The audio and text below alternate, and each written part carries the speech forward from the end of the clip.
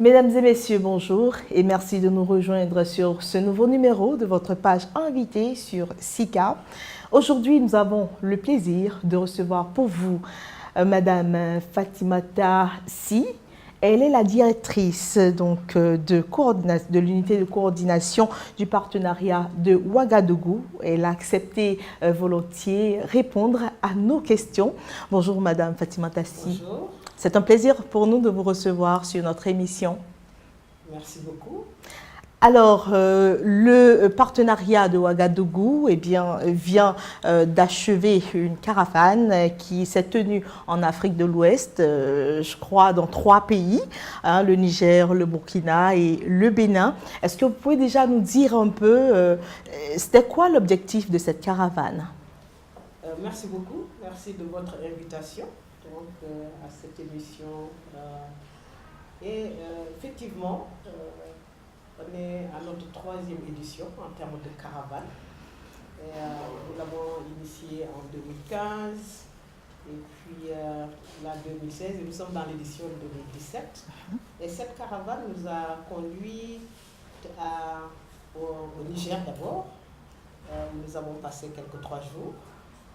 Puis au Burkina Faso, pareil, et nous l'achevons ici au Bénin.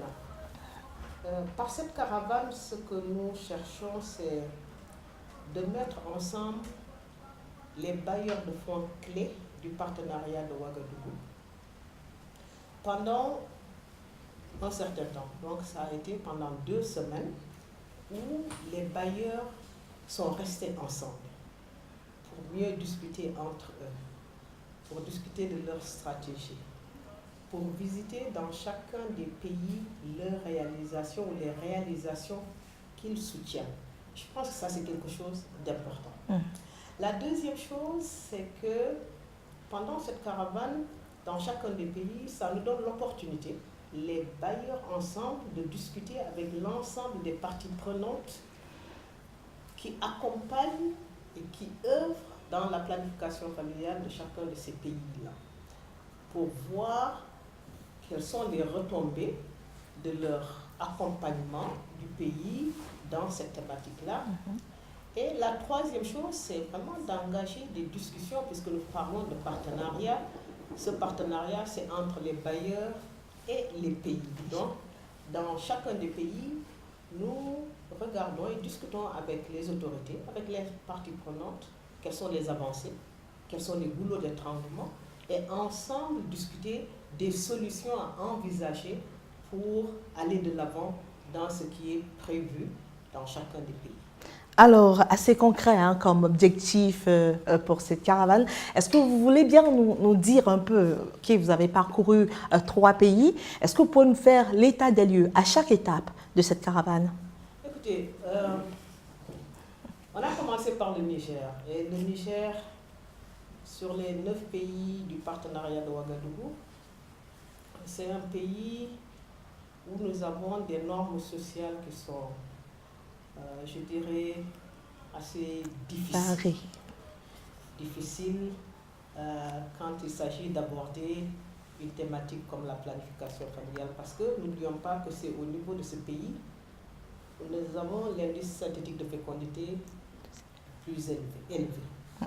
Plus élevé du monde, je dirais, parce qu'on est à quelques 7,4 enfants par femme. Donc numéro 1 mondial en termes d'indice synthétique de fécondité. Mais nous avons vu au niveau du Niger, c'est qu'il y a des efforts qui sont au niveau des leaders et le chef de l'État en personne qui est très engagé sur cette question et de faire donc de la planification familiale un levier pour l'atteinte ou la capture du dividende démographique, parce qu'ils sont conscients que sans cela, tout ce qui est demande sociale ou l'atteinte de la demande sociale va être très difficile. Mais c'est quand même particulièrement difficile dans ce pays. Et là, ce que nous avons vu, c'est qu'il faut absolument que le gouvernement s'engage beaucoup dans l'accroissement de la demande des services. Les financements on a vu se sont intensifiés, améliorés depuis le lancement du partenariat de Ouagadougou en 2011. Mais il y a encore des efforts à faire en termes de coordination et des efforts aussi à faire en termes de mobilisation des ressources domestiques. Ça, c'est le Niger.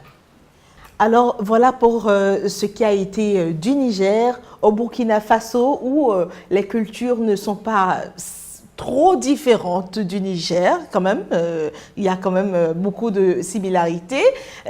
On a l'impression qu'au niveau étatique, il y a un engouement, qu'il y a une volonté.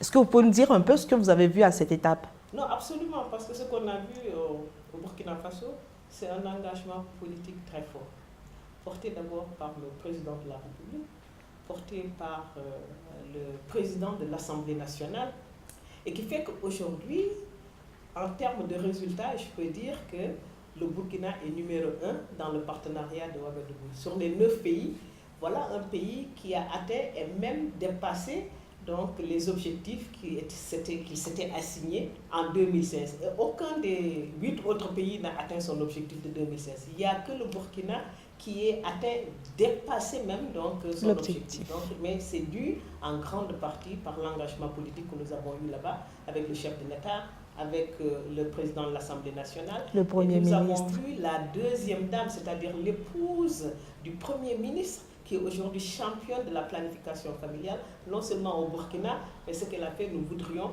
que ça rayonne aussi dans les 8 autres pays. C'est ça. Et alors, est-ce que, entre parenthèses, on peut dire que le Burkina dame le pion au Sénégal, qui quand même est aussi un leader? Tout à fait, parce que les premières années du partenariat, c'était d'abord le Sénégal. Parce que le Sénégal a fait entre 2012 et 2015 un bond qualitatif en termes de taux de prévalence contraceptive qui était, je dirais même incroyable, parce que tout le monde était sceptique et on se demandait, mais est-ce que ça même c'est possible? Mais 2 années successives, ils ont fait un bond de 4 points. Mais il se trouve que... Qu'est-ce qui s'est passé entre-temps? Qu'est-ce qui s'est passé entre-temps? Est-ce que c'est parce que le Sénégal a pu régler peut-être ce qu'il y avait de plus facile dans les deux années consécutivement et s'attaque maintenant à des difficultés par rapport à la question? Mais ce qu'on a vu, c'est que maintenant, c'est le Burkina qui prend le dessus.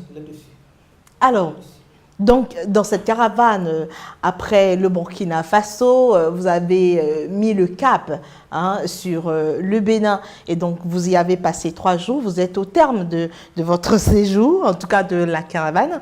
Est-ce que vous pouvez nous faire le point par rapport au Bénin? Quelle lecture faites-vous de la situation par rapport à la planification familiale? Au Bénin, je pense que je pourrais dire que les ingrédients sont là pour aller vers l'accélération, mais il y a encore du chemin à faire. Parce que ce que nous avons vu, c'est qu'il y a beaucoup d'initiatives qui sont des initiatives porteuses au niveau, pour les jeunes, au niveau des populations les plus difficiles à atteindre. Par exemple, hier, nous avons été voir les barques de planification familiale pour aller vers les localités très enclavées où les prestations de services sont difficiles. Mais ce qu'il faut au Bénin, je pense que s'ils ont fait en pilote des interventions qui sont des interventions porteuses, il est nécessaire maintenant pour le Bénin d'aller à l'échelle pour ces initiatives porteuses. La deuxième chose, ce que nous avons vu au Bénin, c'est aussi qu'il y a un effort à faire sur la disponibilisation des produits contraceptifs au niveau des structures de santé, parce que sans produits, il n'y a pas de service. Même si il y a une mobilisation, même s'il y a une sensibilisation, si les produits ne sont pas au niveau des structures, donc il n'y aura pas d'offre de service. Donc ça, je pense que c'est quelque chose sur laquelle le Bénin doit travailler, parce que le taux de rupture de stock est très, très, très élevé. Alors que ce n'est pas forcément parce qu'il n'y a pas les ingrédients, ou en tout cas les produits. Mais justement, c'est ça qui est paradoxal, parce qu'aujourd'hui, c'est que il y a beaucoup de produits que nous prenons du Bénin pour les transposer dans d'autres pays. Le Togo récemment a fait des demandes de produits au Bénin.